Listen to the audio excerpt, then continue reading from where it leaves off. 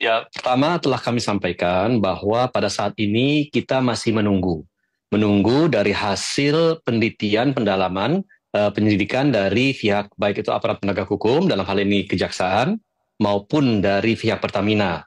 Telah kami usulkan juga kepada pihak Pertamina sebaiknya dibentuk tim independen agar tim independen itu nanti melakukan pendalaman terhadap permasalahan ini. Tim independen itu nanti akan terdiri dari misalkan saja akademisi ya dari kalangan universitas, dari ahli-ahli yang memang memiliki independensi dan integritas di masyarakat.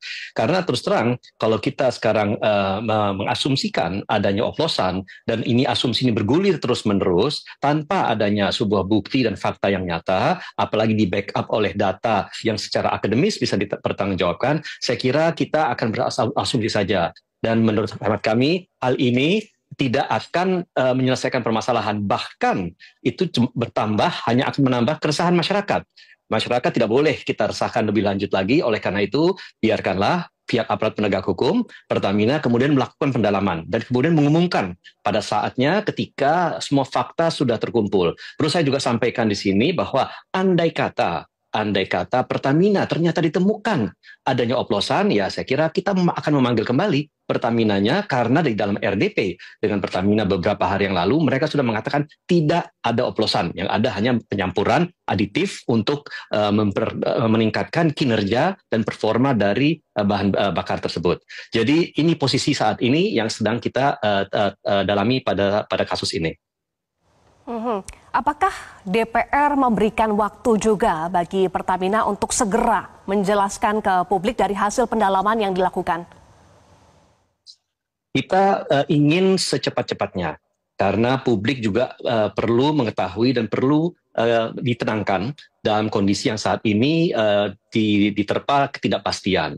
Tetapi kami juga tidak bisa memburu-buru karena kalau kita buru ternyata data dan faktanya itu tidak tuntas sehingga diumumkan secara prematur, ya tentu hal itu kemudian akan berakibat lebih panjang lagi permasalahan ini dan tidak ada penyelesaian. Justru kita cari adalah bagaimana fakta sesungguhnya, fakta sebenar-benarnya itu terungkap dan diumumkan kepada publik. Dan kami juga sampaikan kepada teman-teman di Pertamina, sebaiknya pimpinan tertinggi di Pertamina lah yang menyampaikan kepada publik.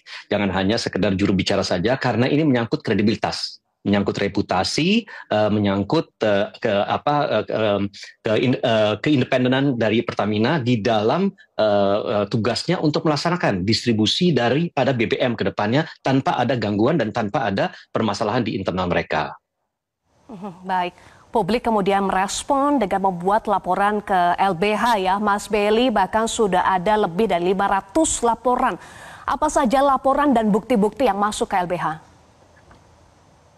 Ya, baik Mbak. Jadi per hari ini sudah ada 535 laporan masyarakat yang masuk ke posko pengaduan LBH Jakarta. Begitu. Dan di sini juga beragam ya data yang kita minta.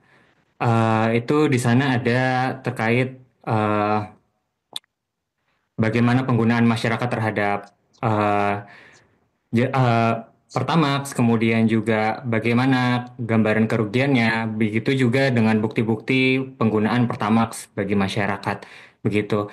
Nah, tingginya dari angka pengaduan ini terus bertambah, begitu, dan kami berharap dari LBH Jakarta juga segera dari DPR RI juga bisa mendorong adanya tim independen yang kemudian melakukan pengecekan secara objektif karena masyarakat kita pintar.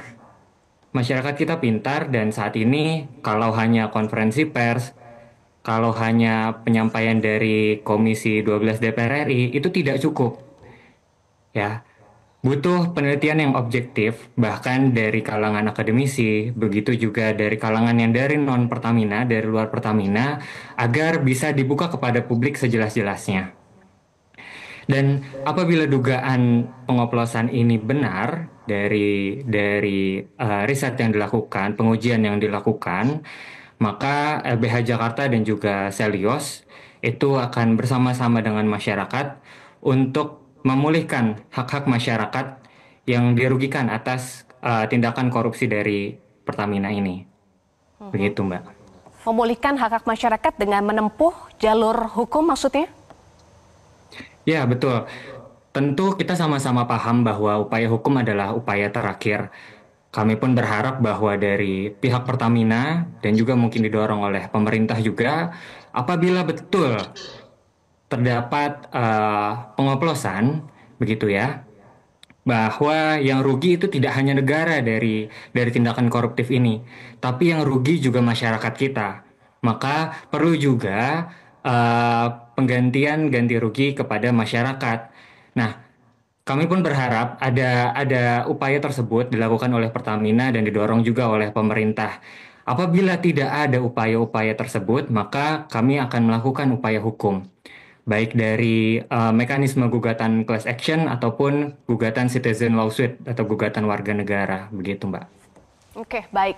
Dengan adanya laporan yang masuk lebih dari 500, kemudian bukti-bukti juga dilampirkan, apakah LBH juga melakukan verifikasi laporan dan bukti yang masuk punya indikasi kuat terjadi pengoplosan BBM, Mas Belly? Ya, baik Mbak. Jadi ini tidak hanya LBH Jakarta ya, jelas kami lembaga bantuan hukum. Ya, untuk memverifikasi, ternyata kami dapat info juga bahwa dari YLKI itu juga menerima aduan sejak 2018, tapi memang tidak ada pengecekan, begitu ya. Tidak ada juga upaya dalam hal untuk mengecek ini apakah betul kerusakan-kerusakan yang diadukan kepada YLKI dari konsumen pengguna Pertamax, begitu ya. Apakah betul menyebabkan kerusakannya itu karena dari oplosan tersebut, begitu. Nah, jelas kami tidak punya kemampuan untuk melakukan verifikasi tersebut. Kami hanya bisa memverifikasi bahwa aduan kami adalah benar dari pengguna Pertamax, begitu. Dan untuk pengecekannya, kami berharap tadi bisa ikut terlibat dan mengawasi dalam hal pemeriksaan secara objektif dari tim independen yang akan dibentuk, begitu Mbak. Baik. Pak Edi, bagaimana Komisi 12 DPR akan mengawal kasus dugaan pengoplosan BBM? Apakah akan membentuk pansus atau panja?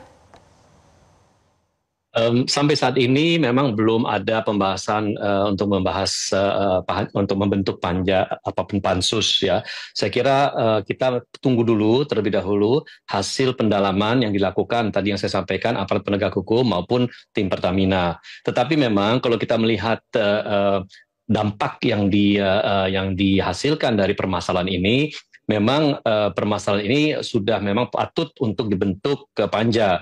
Dan kalau melihat adanya kerugian negara, adanya dugaan tindak pidana, adanya permasalahan pengawasan di dalam BUMN, ya saya kira mungkin saja